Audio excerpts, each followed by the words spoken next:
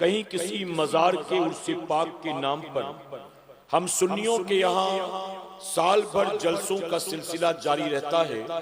और आप जानते हैं कि इस तरह का जलसा ये 1000, 2000, 5, 10,000 रुपए का काम नहीं है, बल्कि इस तरह के जलसे करने में कौम की अच्छी खासी रकम खर्च हो जाती है। करेक्ट है कि नहीं बताइए? आप जलसों का कैलकुलेशन करें, आप नियाज का, लंगर का, उर्स का कैलकुलेशन करें, आप जुलूस का कैलकुलेशन करें, आप इस जलसे के डेकोरेशन का कैलकुलेशन करें, आप 11वीं शरीफ 12वीं शरीफ की महफिलों में या उस मौके पर जो बाजार, गलियां, मसाजिद सजाई जाती हैं उसका कैलकुलेशन करें। आप माह मुहर्रम में जो ताजिया बनाया जाता है, शरबत पिलाया जाता है, नियाज़ें तकसीम की जाती हैं, इसका कैलकुलेशन करें।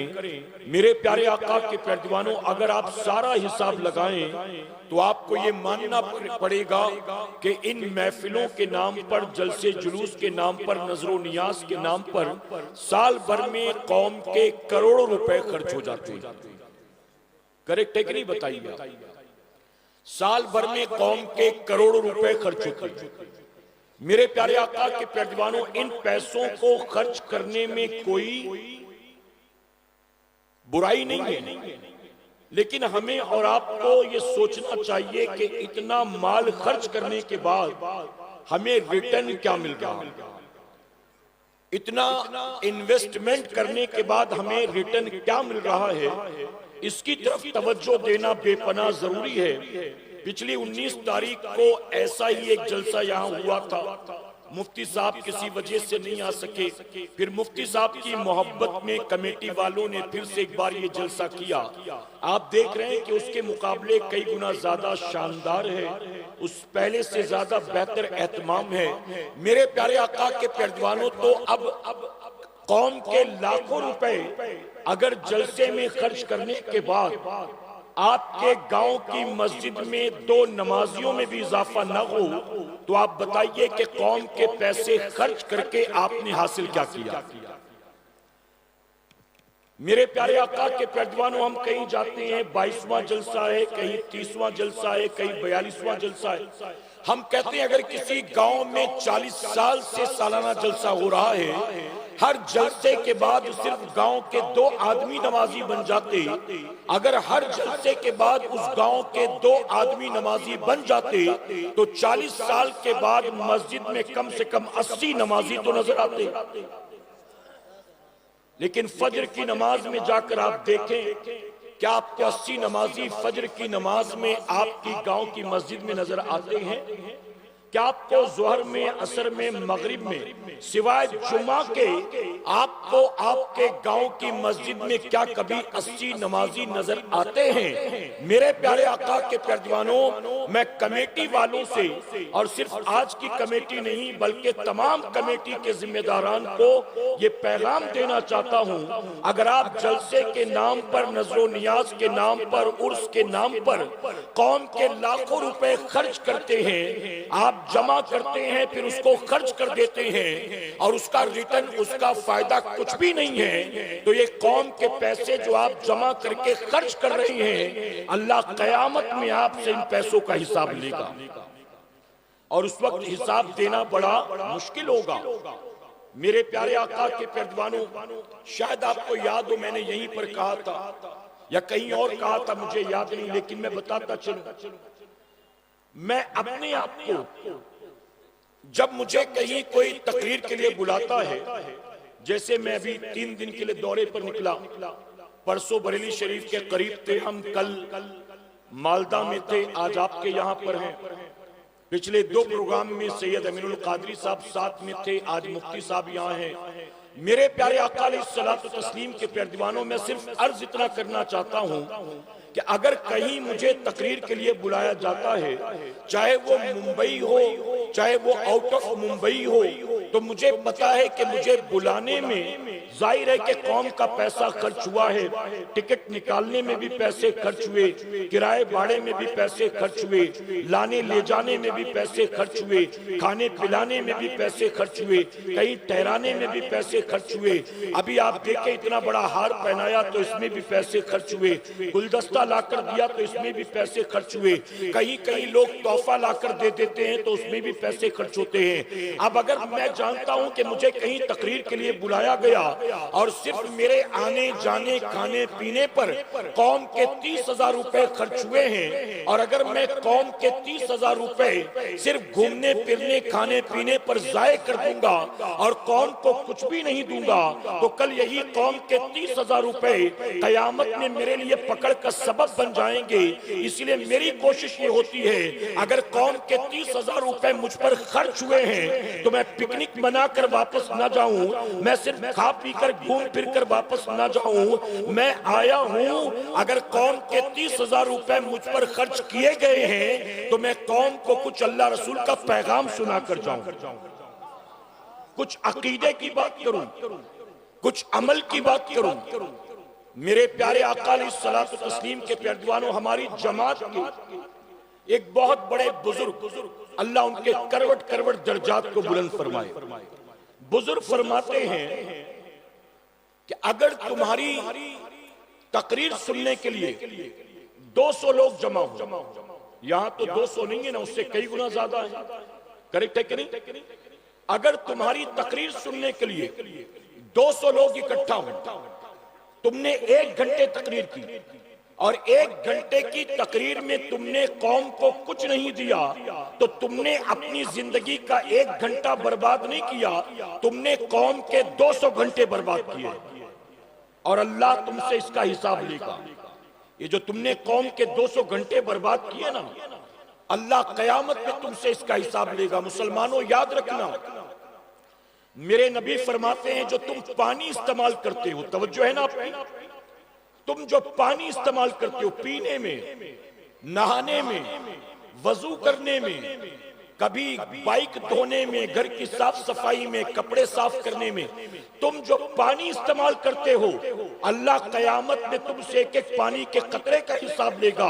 अब बताइए, जब अल्लाह कयामत में पानी का हिसाब लेगा तो अल्लाह ने क्या जो मालो दौलत दिया है उसका हिसाब नहीं लेगा? जो 60 साल जिंदगी दी है उसका हिसाब नहीं लेगा? क्या सांसों का हिसाब नहीं होगा? दिल की धड़कन का हिसाब नहीं होगा? क्या बताइए रगों में दौड़ते हुए खून का हिसाब नहीं होगा? आपकी 40, 50, 60, 70 साल जिंदगी का हिसाब नहीं होगा? अल्लाह ने जो मालो दौलत दिया इसका हिसाब नहीं होगा? अल्लाह ने एक स्टेटस दिया, एक मकाम दिया, अल्लाह ने इज्जत दी, क्या इसका हिसाब नहीं होगा? मेरे प्यारे आका के पैरवानों, अगर शौहर बीवी को घर चलाने के लिए 1 महीने के 8,000 रुपए देता है तो वो भी बीवी से हिसाब लेता है 8,000 रुपए कहां कहां किस किस काम में खर्च हुए, और बीवी 1-1 रुपए का हिसाब देती है। अगर बाप अपने बेटे को 200-500 रुपए देता है कॉलेज आते जाते, तो उससे भी अपनी औलाद से उसका भी हिसाब लेता है। अगर सेठ अपने नौकर को, अगर मालिक अपने नौकर को कहीं काम से भेजता है और किराए भाड़े के तौर पर 200 रुपए देता है, तो वापस आने के बाद 200 रुपए का हिसाब भी लेता है। अब बताइए, अल्लाह ने हमें अनगिनत नेमतें अता की हैं, क्या वो कयामत में अल्लाह नेमतों का हिसाब नहीं लेगा? लेगा कि नहीं लेगा? कोई तैयारी है आपकी?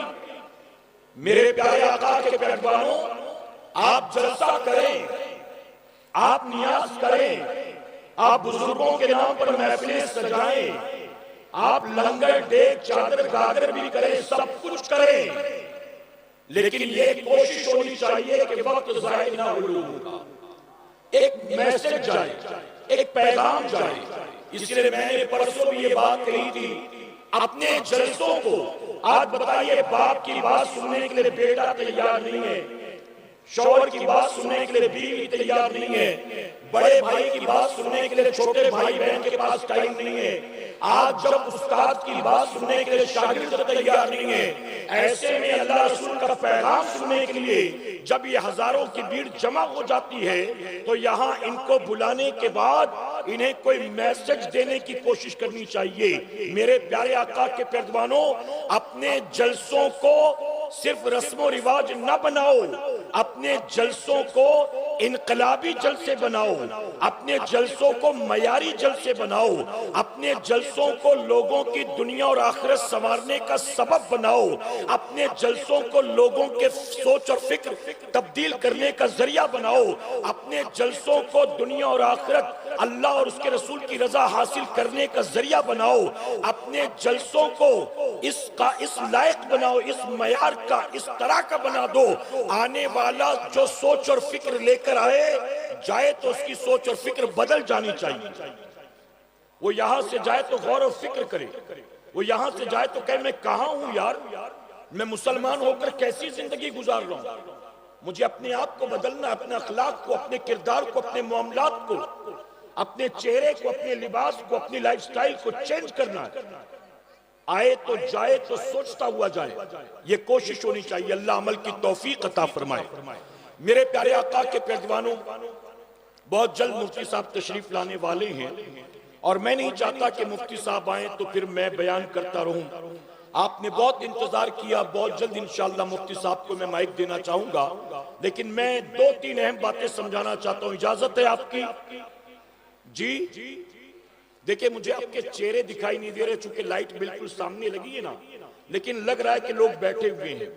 तो अगर आप सबकी इजाजत हो, हाथ पर नहीं हिलाना, कहे सुभान अल्लाह। देखिए आवाज मुझे सुनाई दी आपकी, इसका मतलब आप तैयार हैं। मेरे प्यारे आका के पैरवानों, मैंने जो आयत करीमा तिलावत की, अब बहुत गौर से सुनिएगा, और मेरा एक एक जुमला जितना मर्दों के लिए है उतना ही खवातीन के लिए भी। हमारी माए बहनें भी गौर से सुने। मैंने इसी पर चंद बातें पिछली महफिल में पेश की थी, उसी को कंटिन्यू करता। अल्लाह कुरान मुकद्दस में फरमाता है, आयत करीमा जिसका मफहूम, बेशक नमाज रोकती है बेहयाई और बुरी बात से। इन्नस्सलाता तन्हा अनिल फाहशाए वल मुनकर। अल्लाह ने इस आयत करीमा के जरिए नमाज की 2 बरकतों का जिक्र फरमाया। वो 2 बरकतें कौन सी हैं? नमाज रोकती है बेहयाई से और नमाज रोकती है बुराई से। अब मुझे दिल पर हाथ रखकर बताएं आप, क्या ये 2 चीजें आज मुस्लिम मुआशरे में आम नहीं है? जी,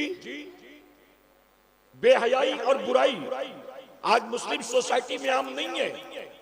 मेरे प्यारे आका के पैरवानों, ये बात भी मैंने पूरे हिंदुस्तान में तकरीबन कही, आप सुन लें।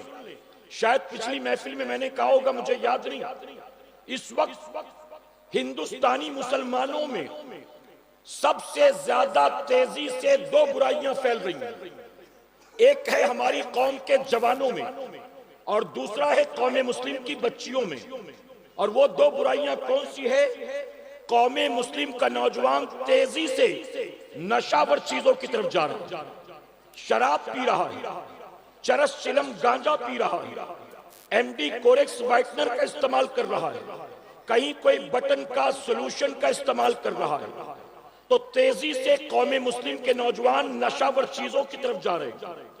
और हमारी बच्चियां, दूसरी बुराई मुसलमान बच्चियों में, मुसलमानों की बेटियां बेहया हो गई, बेगैरत हो गई, बेशर्म हो गई, बेपर्दा हो गई। और मुसलमानों की बच्चियों के अखलाक और किरदार की गिरावट का आलम यह है कि मुसलमान खानदान में पैदा हुई, मुसलमान माँ बाप के घर पैदा हुई, लेकिन मुसलमान होने के बावजूद भी अपने नफ्स के लिए, दुनिया के लिए, जिस्मानी लज्जतों के लिए किसी का भी हाथ पकड़कर अपने माँ बाप के मुंह पर काली पोत कर घर छोड़कर भागने को तैयार है। और आज हिंदुस्तान की सरजमीन पर ये जो दूसरी बुराई तेजी से फैल रही है, आप मेन स्ट्रीम मीडिया पर तो नहीं, सोशल मीडिया पर देखेंगे, आज रोजाना न जाने कितनी मुसलमानों की बेटियां मुर्तद हो रही हैं, सिर्फ जिस्मानी लज्जतों के लिए, नफ्स के लिए, ख्वाहिशात के लिए। मेरे प्यारे आका के पैरवानों, मैं बहुत माजरत के साथ कहूंगा, मैंने सोशल मीडिया पर एक वीडियो देखा, पुलिस स्टेशन के अंदर बाकायदा लड़का और लड़की खड़े थे। आप जरा सोचे हम किस दौर में जी रहे हैं। अरे जिस बाप ने तुझे पैदा किया, जिस बाप ने तुझे पाला पोसा, जिस बाप ने तुझे जवान किया, जिस बाप ने तुझे खिलाया पिलाया, जिस बाप ने तुझे पढ़ाया लिखाया।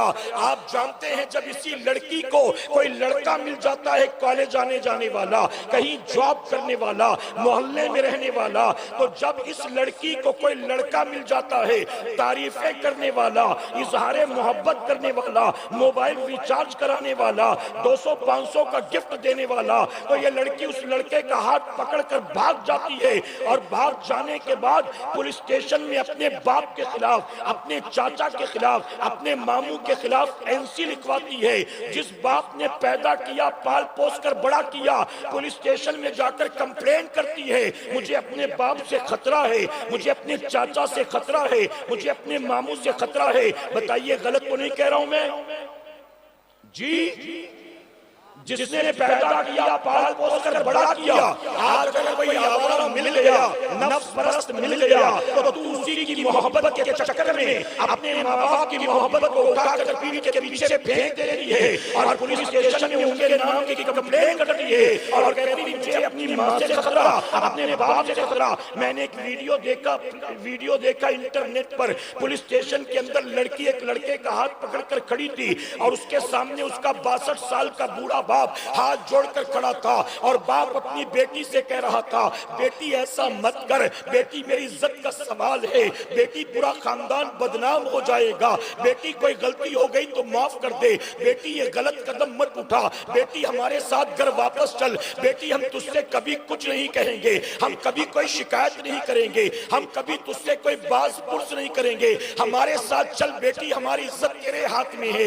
एक बूढ़ा बाप अपनी बेटी के सामने गिड़गिड़ा रहा था, हाथ जोड़कर खड़ा था कि बेटी खानदान की इज्जत का सवाल है, बेटी मुझे माफ कर दे, कोई गलती हुई तो, बेटी घर वापस चल। और वो बेटी मुंह टेढ़ा करके खड़ी थी, अपने यार की मोहब्बत में अपने बूढ़े बाप का चेहरा देखने को तैयार नहीं थी। आप जरा सोचे इस दौर में हम जी रहे हैं। ऐ सरकारे मदीना के पैरदीवानों, आपने सोशल मीडिया पर एक वीडियो देखा होगा, एक लड़की अपने दोस्त का हाथ पकड़कर पुलिस के साथ घर आती है और पुलिस वाले घर वालों को इकट्ठा करते हैं और इकट्ठा करके कहते लड़की बालिग है, जिसके साथ जिंदगी गुजारना चाहे गुजार सकती है, इसको कोई परेशान नहीं करेगा, अगर किसी ने परेशान किया पूरे खानदान को उठाकर अंदर बंद कर देंगे। पुलिस वाले आते हैं, वार्निंग देते हैं, इसके बाद लड़की फिर लड़के का हाथ पकड़ती है, कार में जाकर बैठ जाती है और उसकी बूढ़ी माँ उसको समझाती रहती है, उसको रोकने की कोशिश करती है, लेकिन बेटी पलटकर अपनी माँ की तरफ देखती भी नहीं है, गाड़ी में बैठ जाती है। एक तरफ गाड़ी निकलती है और दूसरी तरफ उसकी माँ का सर चकराता है और वो जमीन पर धड़ से गिर जाती है। आप जरा सोचे, जिस माँ ने 9 महीने तक तुझे अपनी कोख में पाला था, जिस माँ ने अपनी जान को दांव पर लगाकर तुझे पैदा किया था, जिस माँ ने 2 साल तक तुझे अपने सीने से लिपटाकर अपने रगों के खून को दूध में तब्दील करके तुझे 2 साल तक दूध पिलाया था, जिस माँ ने तेरी नाक को साफ किया, लाल धूप को साफ किया, पेशाब पैखाने को साफ किया, अरे तू रात को चीख कर उठ जाती थी, तेरी माँ तुझे थपकियां देकर सुलाती थी, तेरी दोबारा आंख तो लग जाती थी, लेकिन तेरी माँ रात भर नहीं सो पाती थी, कभी अपने सीने पर सुलाती थी, कभी अपनी बाहों में झुलाती थी। आज बता, तूने अपनी उस माँ को क्या सिला दिया है? क्या इसी दिन के लिए तुझे पाल पोस कर बड़ा किया था, तेरे नाजो नैम उठाए थे, तुझे खिलाया पिलाया था, तुझे परवान चढ़ाया था? अरे माँ ने कितनी उम्मीदें वाबस्ता की थी, लेकिन तूने अपने नफ्स के लिए क्या किया? अरे तू घर छोड़कर गई तो गई, अपनी माँ को भी बदनाम कर गई। तेरी माँ तो बदचलन नहीं थी, तेरी माँ तो बदकिरदार नहीं थी, तेरी माँ तो बेशरम नहीं थी, तेरी माँ की तो गांव में बड़ी इज्जत थी, अपनी माँ के मुंह पर कालिक पोत गई। आखिर माँ का कसूर क्या था? गलती ये थी कि उसने तुझ जैसी बेटी को जन्म दिया, गलती ये थी कि उसने रात के अंधेरे में तुझे खिलाया पिलाया। मेरे प्यारे आका के पैरदीवानों, अगर माँ को पता होता कि ये जवान होने के बाद किसी का हाथ पकड़कर भागेगी और पूरे खानदान को बदनाम करेगी, तो जिन रातों को उठकर वो तुझे दूध पिलाती थी, एक रात उठकर तेरा गला घोंट देती और सुबह उठकर कहती पता नहीं कैसे मर गई, लोगों को क्या पता चलता कि किसने मारा था। लेकिन तेरी माँ ने तुझे पाल पोस कर बड़ा किया, तेरी माँ ने तेरी खातिर कितनी कुर्बानियां दी, तेरी माँ ने न जाने कितनी रातें जाग जाग कर तेरे लिए गुजारा है।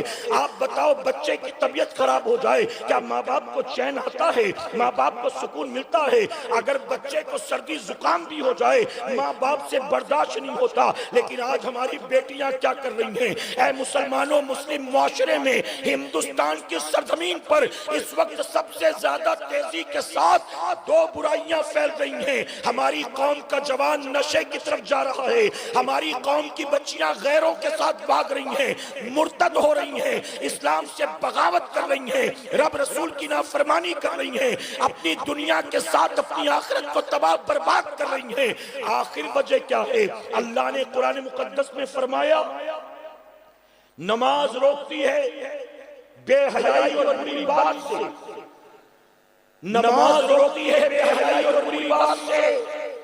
फिर मुसलमान बेहयाई और बुरी बात से बचता क्यों नहीं? क्यों नहीं बच रहा है?